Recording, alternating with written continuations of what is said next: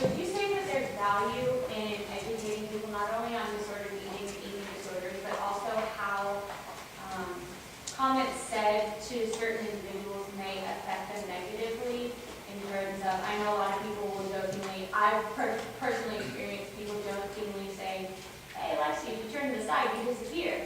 And, you know, some people, I've seen people affected by that negatively, so would you say that's something that should be addressed as well?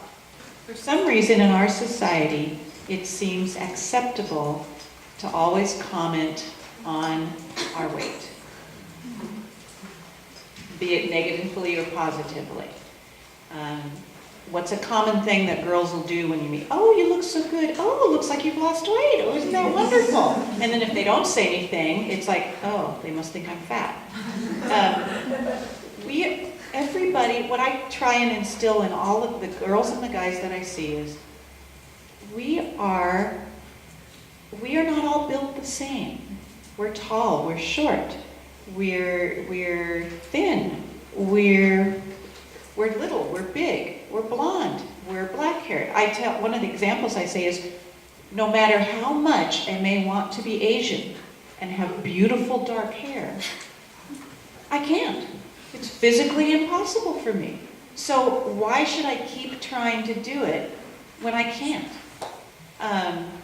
So it's a matter of accepting that everybody looks different. And thank goodness, because if everybody looked the same, how would we tell each other apart?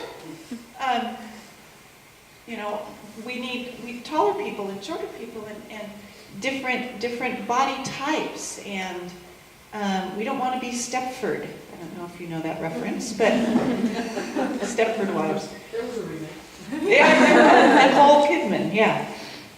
But our culture has always been I think that's one of the pieces to the puzzle, is our culture saying, what is the current ideal of beauty? And the current ideal of beauty for women is to be unhealthy, thin, and tall. And not everybody can do that. Healthy. In fact, very few people can do it and be healthy. The ideal of beauty right now would be considered unhealthy by the World Health Organization. So to have an eating disorder, you have to engage in eating disorder behavior. And when you look and you ask people, why did you start engaging in eating disorder behavior, oftentimes it starts with that. Someone made a comment. Someone made a comment about my weight, and so I restricted, or I realized I ate too much and I purged. Now, unfortunately, a lot of people engage in eating disorder behavior. You know, they did this one study that at a high school campus, 50% of the girls had engaged in some form of eating disorder behavior, but only about 3% developed eating disorders. And so that speaks to the biology of it. But to kick that in gear, you have to engage in eating disorder behaviors. Just like to be an alcoholic, you have to drink. It's very hard to be alcoholic if you've never drank before. And so to have an eating disorder, you have to engage in eating disorder behavior. Oftentimes that's triggered by some sort of comment like that.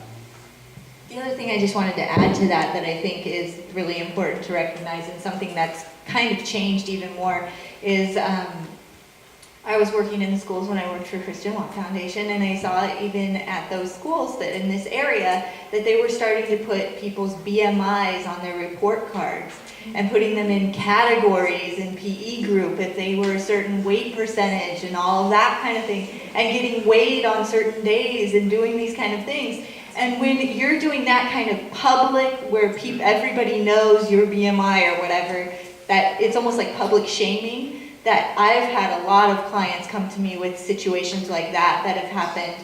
And also, I think something that's happening more and more is some of the very well-intentioned healthy eating campaigns have actually triggered a lot of competition and comments to one another about weight, and kind of heightened that in our society, and actually contribute to an increase in eating disorders and different development of different types of eating disorders, like orthorexia, which is an eating disorder that's obsessed with being healthy eating and that kind of thing. And so I think that is one thing that I feel very passionately about, is trying to educate our educators to learn that there are appropriate ways to address health and what are the real issues.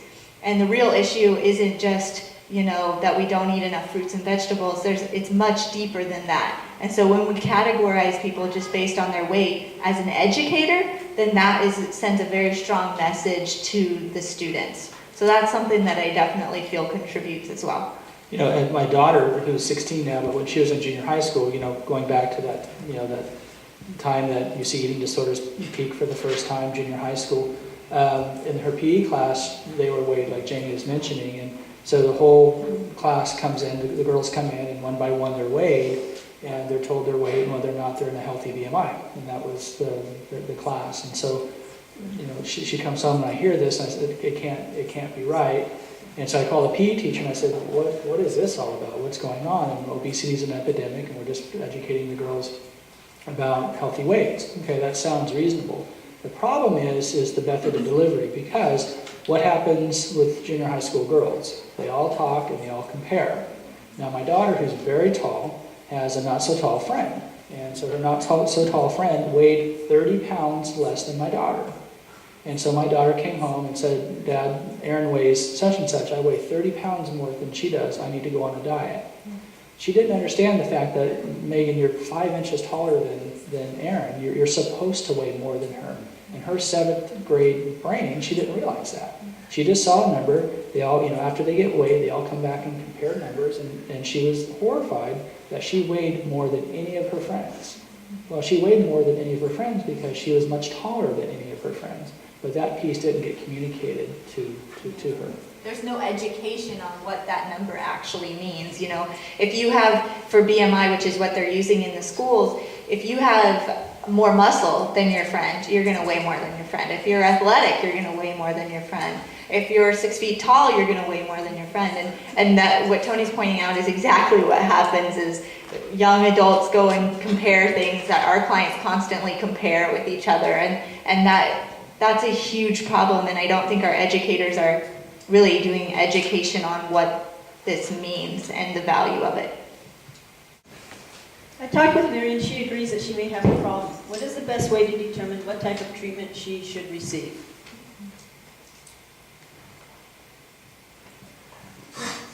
I often will get, being here in Stockton and in outpatient, I'll often get a family will come in and say, I'm worried about this, bring your daughter or your son.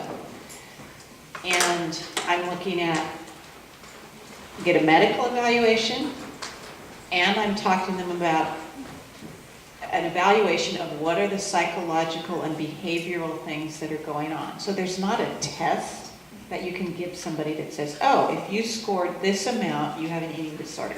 It's a whole complicated spectrum of physical, emotional, behavioral that not everybody can assess. So the best thing to do is send somebody to an assessment by somebody who knows eating disorders. A lot of medical doctors do not know eating disorders. I have heard many cases around this area where the doctor has said, oh, it's a phase, she'll grow out of it. And then I send them to Summit and they put her in the hospital. So what you're looking for is because the initial response oftentimes is highest level of care possible. Because, if you're sick, you go to the hospital, you leave the hospital, you're all better. What we've discovered is the outcome is really no different between outpatient treatment and inpatient treatment. And so, how do you decide what level of care is the best? It's the combination between family involvement and treatment, that is the specific combination that produces behavioral change.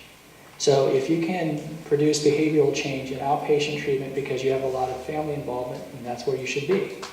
If the family needs a little bit more support to produce behavioral change, then you might need a higher level of care where you have nurses and dietitians and therapists helping to take care of you. So it's a very hard decision to make. The first step starts with an assessment, so someone can say, this is what we think you need, and then you can talk to your family and other people about whether or not that's appropriate for you. I've often started with somebody in outpatient and said, okay, you're medically stable, let's try it, let's see if it works. And we start engaging in treatment, and if there's progress, great, then we're at the right spot. If there's no progress, we're working, if there's limited family support, if there, I'm like, okay, we're not getting anywhere. It's not because you aren't trying, it's because you aren't strong enough. The eating disorder is stronger than you. You need more people on your team. You need more people in your rowboat to help you row the boat. You just aren't strong enough to do it by yourself. And then I send them to them because they're the next level up.